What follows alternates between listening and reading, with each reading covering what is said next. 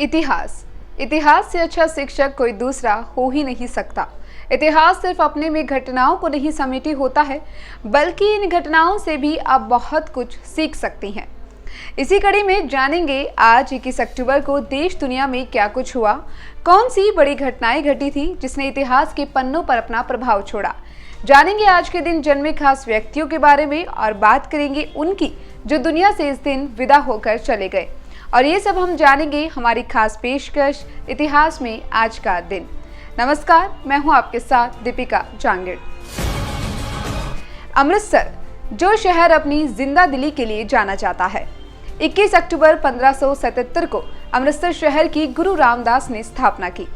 अमृतसर शहर लगभग 450 वर्ष से अस्तित्व में है। यहाँ बने अमृत सरोवर की नींव सिख धर्म के चौथे गुरु रामदास ने सन 1577 में रखी। यहाँ 500 बीघा में सरोवर और गुरुद्वारे की नींव रखी गई है। यह गुरुद्वारा सरोवर के बीच में बना हुआ है। तुम मुझे खून दो, मैं तुम्हें आजादी दूंगा। इस नारे को कौन नहीं पहचानता, कौन नहीं जानता। 21 अक्टूबर 1943 का दिन भारत के लिए बहुत खास दिन है। इसी दिन नेताजी सुभाष चंद्र बोस ने सिंगापुर में आजाद भारत की अस्थायी सरकार की घोषणा कर दी थी। साथ ही नए सिरे से आजाद हिंद फौज का गठन करके उसमें जान फूंक दी थी।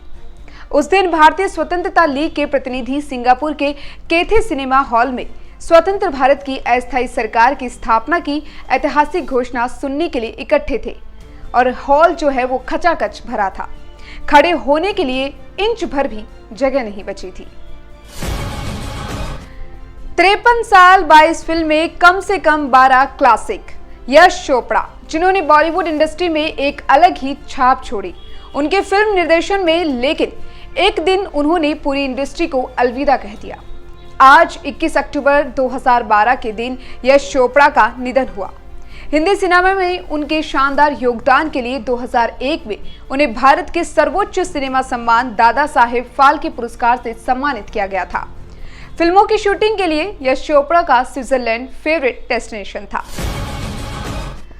अगर 14 अगस्त की शाम को हिंदी सिनेमा का एक सूरज अस्त नहीं होता तो यकीनन आज वह अपना जन्म दिवस मना रहा होता।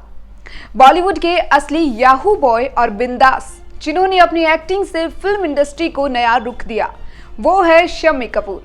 21 अक्टूबर 1931 को जन्मे शम्मी कपूर का असली नाम शमशेर राज कपूर था।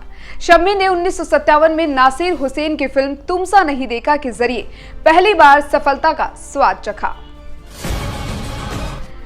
35 मिनट चले मुकाबले में साइना ने जर्मन खिलाड़ी शेंक को 21-17 और 21-8 से हराया।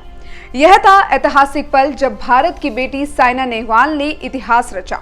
2012 में साइना नेहवाल ने डेनमार्क ओपन सुपर सीरीज खिताब अपने नाम कर लिया और भारत को प्राउड फील करवाया।